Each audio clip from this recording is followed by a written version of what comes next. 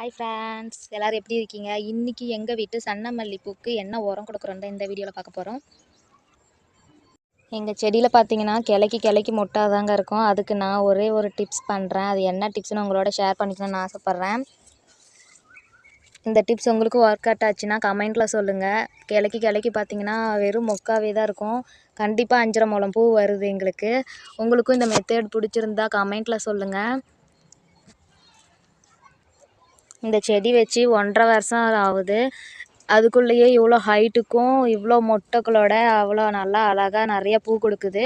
உங்களுக்கும் இந்த மாதிரி பூ வேணும்னா கமெண்ட்டில் சொல்லுங்கள். நான் பண்ணுற டிப்ஸையே நீங்களும் பண்ணுங்கள். நீங்களே பாருங்கள் ஃப்ரெண்ட்ஸ், பூ வைக்காத கூட ஆசை வந்துடும். அந்த மாதிரி இப்போயே பாதி அறுவடை செஞ்சிட்டோம் நாங்கள். இன்னும் பாதி பூ அறுவடை செய்யாத வெயிட் பண்ணிகிட்ருக்கோம். இன்னும் பறிக்கவே முடியல.